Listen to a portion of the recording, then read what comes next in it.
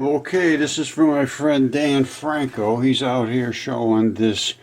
I'm going to tell you what this is. It's the abrupt transition right here. That's the glue that holds the tendon to the anchor, which attaches to a articulating bone that is fused down here to something to do some kind of pulling or moving or walking, or I don't know what it does.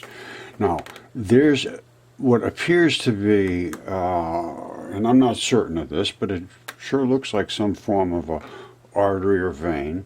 But I'm going to show you that, you see this, pay close attention to this right here. Then this attachment, then this little block.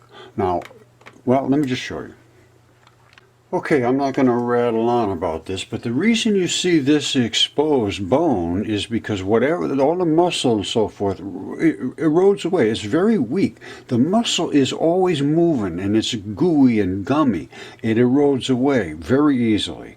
Tendon, whole different issue. Glue, whole different issue. Anchor, whole different issue. Bone, sometimes it depends on what kind of conditions it's in. The bones will preserve. I don't normally get bones as bones here in where I am. Here it's a totally different condition here. My stuff is good. I would be able to see this whole thing. I'd see the muscle, I'd see the arteries, I'd see the veins, I'd see every bit of this.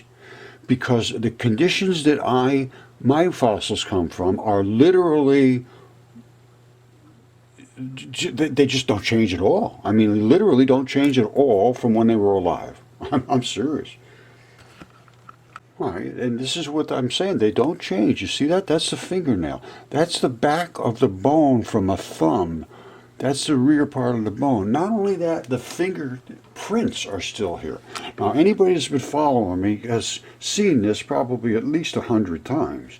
This is the actual fingerprints. I broke this off so that I could get in underneath here and up inside to the arterial network to take DNA. And that was DNA tested as a human. 3 feet long this way, about somewhere around 28, 30 inches wide. And I have the fingerprints right here. There's fingerprints. I mean, it's here. And you know, and it's DNA certified, tested. I mean, a 5-year-old could say, yeah, that's a fingertip. You're kind of big. All right, you see that? It's the exact same thing. This is the tendon. This is the glue. I mean, it is a gnarly, just a glue. And then you come up to whatever that attached to. Now, they can attach to all kinds of different things. In this particular case, it came up and it attached to a ball that some bone rocked around on. That's all I could tell you. And this will break into, well, I think I have some other shots. Let me see if I can find some other ones. All right, you see that gnarly stuff? That's the same thing. These are the tendon fibrils. I'm not kidding you. I know it sounds crazy, but that is the glue, and up above it would have been the muscle. The muscle has eroded and become clay, mud. You know, if you think this is crazy, these are tendons too, and they come in these, and then inside of the hex fibers is these filaments, these fibrils. I'll show you what it is in human anatomy. It's exactly what you were just looking at. They come down into these hexish type fibers, and then from inside of that, there's a zillion other little fibers. And inside of that, another zillion. And inside of that, another zillion. I don't know which zillion we were looking at, but it could have been this layer here, and then we're seeing these. That's what my take is. But this is the tendon structure. And these are really, really tough, and they're made of CaCO3 primarily, calcium carbonates. They form limestone. And every one of these fibers is separated from another fiber by this subfascially, they call it. And they're coded. Every single fiber has to move independent of every other fiber. Everything in your body has to be separated from everything else in your body by fascia. No, here's the exact same thing, only it's eroded from the ocean. This is in the salt waters. Now, this is the abrupt transition glue. This particular one attached to some form of bone, I believe, where the other one attached to, and there might be a ball on the other end, and you know, like that. Now, this is the part that attached to I believe, the tendon or to some flesh, because that's gone. So salt water affects things differently than fresh water. My stuff is fresh water. Salt water is a whole different issue. My stuff comes, well, this is a goose head, or some kind of a duck or a goose or something. You see the feathers? No, this is what happened to all my stuff. They died in the flood too. You see the flat side here? No articulation whatsoever. It died like that. Now, this side is virtually just perfect, like quack, quack, quack. And you can see the neck and everything right in there. That's where the neck was. And when it dies like this, the neck comes down and then it goes back and it's just snapped off. And that is the nature of mud fossils. And there is a fabric that coats all of your organs and your skin and even feathers. And it's what I call fascia. And I have a bazillion different, well, here, let me show you something real quick. This, is no question, is DNA certified, so this is exactly what you're going to see that coats virtually everything. They call it feldspar. It is not feldspar, or you can call it whatever you want, but that is fascia. Well, in this case, this is a lung, and it's been DNA certified human, 100%, and CAT scan, and anatomist. So it is what it is, and that fabric is what they call pleura. Below that is a little, is your lung, is where you have your alveoli and all that stuff. The lungs are like a rubber bag, and inside of it is all those little holes where air comes in and transfers. All right, now I need you to take a minute, just slow down, take it easy. Look down at this round structure here and right up in here. You see that? These are anchors. Let me back out of here a little bit. And you see what's this right here? Look at this, exactly right here. And then what is coming out of it, and then exactly right here. And then we're going to look at it real closely. So don't forget, look at this right here. Look at the exact center of that. You see that? You see that? That was some form of an emplacement, whether it's a bone or whatnot. But coming out of it is tendonish material that runs over to this is that glue that I talked about. You see this gnarly looking stuff? That's the glue, and it is tough as hell. And it glues whatever it anchors, whatever that is. It might be a bone, it might be a muscle, it might be your stomach, whatever. And that glue glues it to this fiber right here, which is is tendon.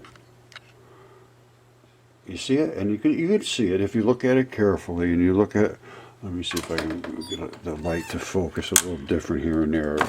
Maybe you can scroll around looking through there, but you see what it looks like. That is the fibers of tendon. Then you get to here, and it starts the muscle. This is muscle. Whoops, can't see that, can I?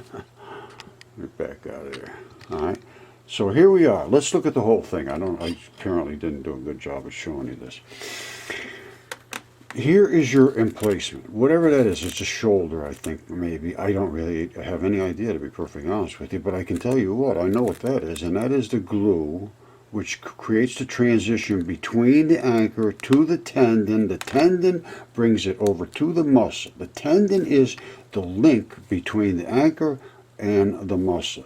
And then you get another abrupt transition here, and then you get your muscle weaved into your tendon. I believe that's what we're looking at here.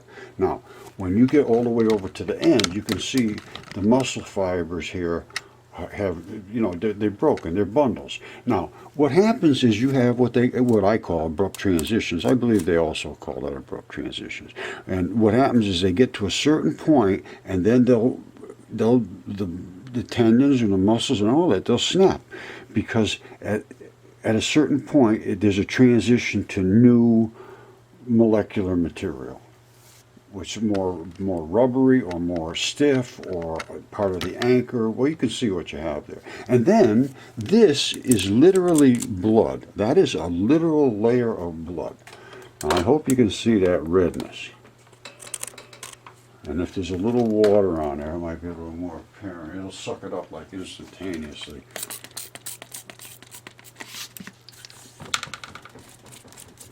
Sometimes a little bit of water gives you, but I've washed this thing a million times, so. You see how it sucks up? The blood just sucks it right in. The rest of this is muscle, and it doesn't quite have the same suction as the water. Water wants to be in your blood. Your blood wants to be with the water, and that is blood. I absolutely guarantee you. Hold on.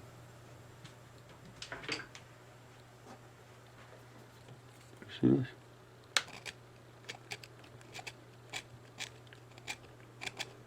See that? That could be tested. See that?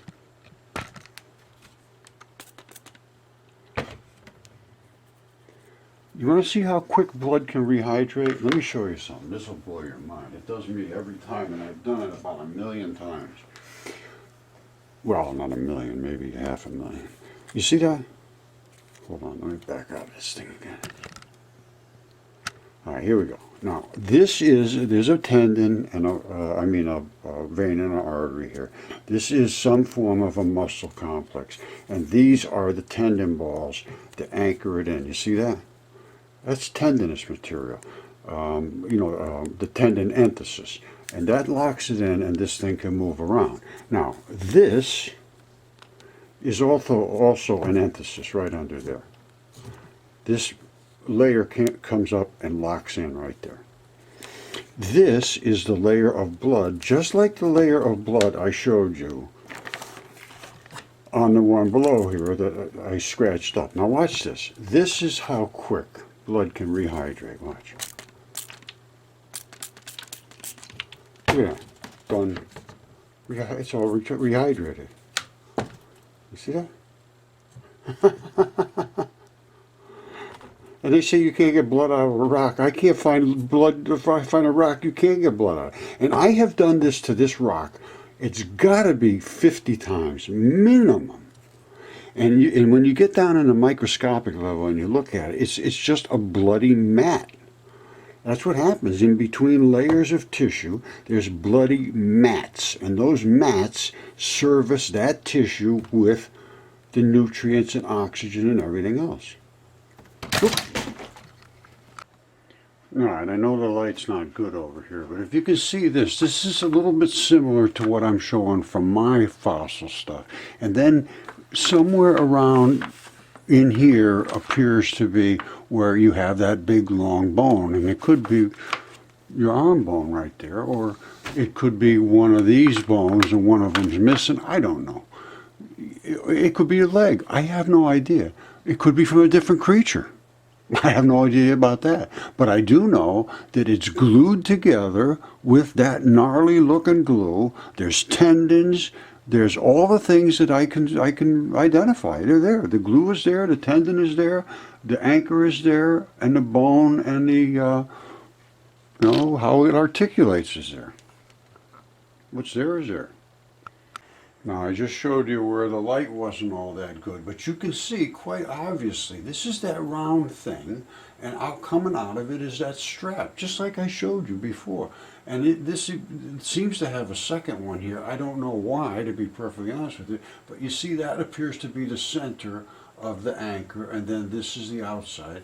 This is the center of this anchor, and this is the outside, and a strap runs to it to secure it to the muscle and the glue.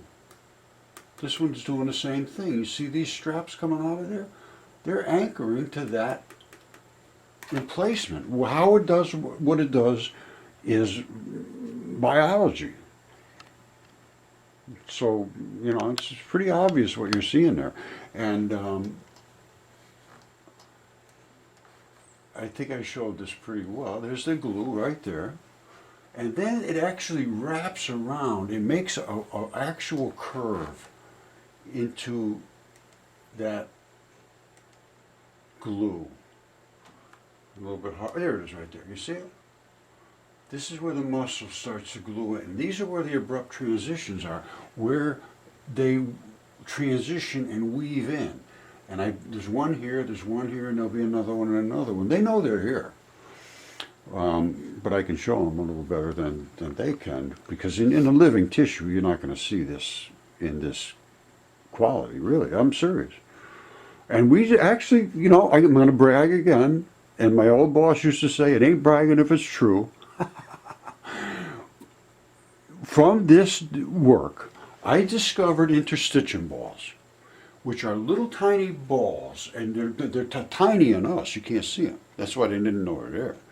Well, it's a little tricky, but they didn't know it was interstitium, it's called. And I discovered it, and I worked with the anatomist, and we said, yeah, these balls are here. And in 2016 or 2015, they agreed.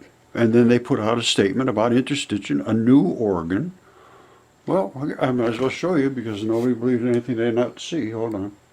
All right, here it is right here. What is the interstitium? At this point, I had been showing this for at least several years, talking about it. And here's what the problem was. They say they never understood it. And the reason is the scientists had known that interstitium was there, but they thought it was just this flat mat. According to the study, they thought it was much denser, like a flat mat, almost solid, because the way they looked at it, slicing it on fixed slides and seeing it under a microscope, it was drained of all the fluid, so they didn't have any clue those bags were there. Well, I have so much more on this I'm not going to go into today, but there's so much deeper that this goes, you have no clue. Okay, so as I told you, there's the interstitium. They had no clue that these bags were filled with water. By the time they got them to the autopsy, they were flat as a pancake. Now we know what this stuff looks like. And let me show you what it looks like from gigantic creatures. Remember the skin layer. And then, wait till you see. That, my friends, was a white-skinned person, gigantic, creature, whatever it was. These are the tendon balls right here, the interstitium balls. They're eroding out from the flesh. I'm sorry, things are not anywhere near what we were told. And my friend Tyson Carlson out on the west coast of the United States is doing a study right now. He's in the midst of trying to figure out what all of these different layers of tissue are. You know, and he's not a PhD of any kind.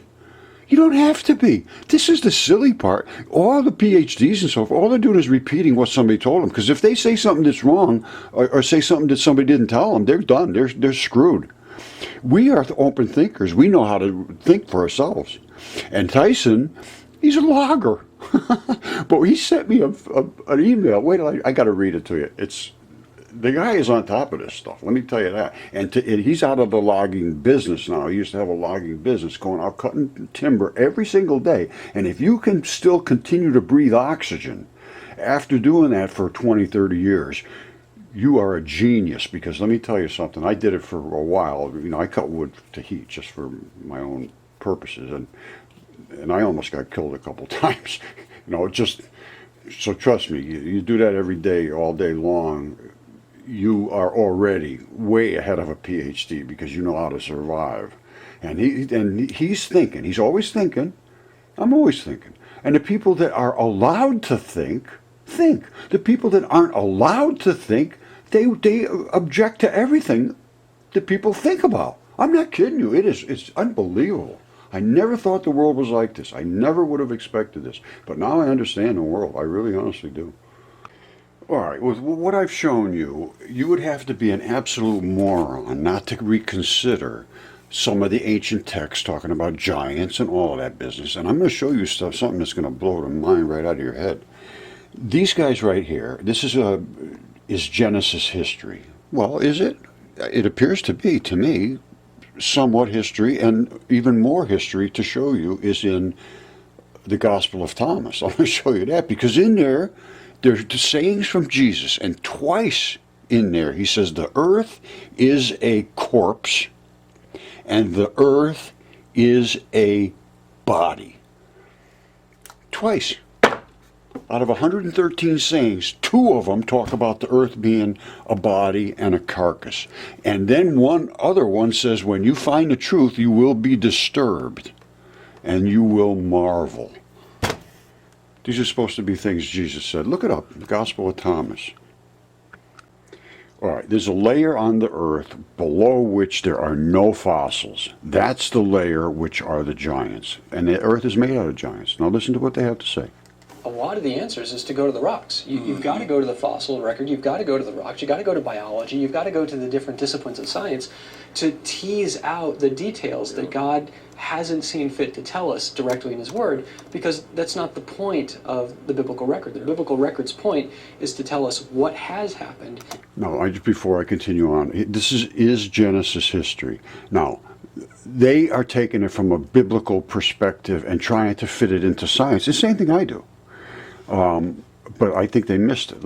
And I'll explain why. Here goes. And why we're in the state that we're in. Why is it that the world is the mess that it is in?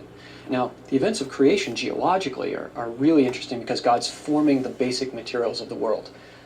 The making of the continents. On day 3, we call this the great upheaval, as God raises the land up out of the sea. There must be profound geological activity going on, not only in the formation of rock, but of granites and metamorphic rocks, but also all the erosions creating huge amounts of non-fossil bearing sedimentary rocks. You saw some of those. All right, here's my statement. He's talking about non-fossil bearing sedimentary caused all by the runoff. This is not sedimentary, that is the flesh. That is layers of flesh and tissue. This is not sedimentary. Now, this is bodies, the creature's bodies. And above that is fossils. No fossils down in here. And they think this is just sediment. And there's no fossils. Well, it is not sediment. It is the body of the earth, which is a carcass, exactly what Jesus said. In the Grand Canyon, there are sedimentary rocks below the unconformity, but they don't. The unconformity is up above, and they have all the fossils. Down here, this is tendon. This is tendon. This is the creature's body. Have animal fossils in them. So that makes sense that they would belong. Let me bring that back, because I want you to understand this 100%, because as soon as you understand this, you understand that the earth is made of creatures. Above were the little bits and pieces of little biology running around, animals and humans and so forth. But the body of the earth is a carcass and a body. And up out of the sea. There must be profound geological activity going on, not only in the formation of rock, but of granites and metamorphic rocks, but also all the erosions creating huge amounts of non-fossil bearing sedimentary rocks. You saw some of those in the Grand Canyon. There are sedimentary rocks below the unconformity, but they don't have animal fossils in them. None. So that makes sense that they would belong in a creation week setting. Do you think creation by the bodies of giants? I'm telling you, the Bible talks about, the 7 days of creation or whatever. I got to be honest with you. I am not that deep into the Bible. I have people that I work with, Tyson specifically, who is very, very, very deep into the intricacies of all of that stuff. I am not. I am into the materials, and I can see the things that were written now appear to be true, that the body of the earth is a body, it is a carcass, above that is the sedimentary level, the fossil level, and that was the Great Flood. And that Great Flood didn't happen that long ago. They think it was the meteor impact from 65 million years ago. It isn't. The crater in the Yucatan is not a crater. That is a biological formation, just as all this stuff is. It is a bone foramen or that type of a thing. It is a bowl in the earth where biology happens. And they're all over. It's everywhere. So don't tell me it's not possible. All right, I'm not going to tell you where this is, but this is Interstitium. And that's the part where it's gathered. This is the part where it's pulled apart, gathered, pulled apart. These are the anchor balls. The straps stretch, and then when the skin comes back, it all comes back flat, and these all look equal again. Well, do a little research and try to figure where that picture came from.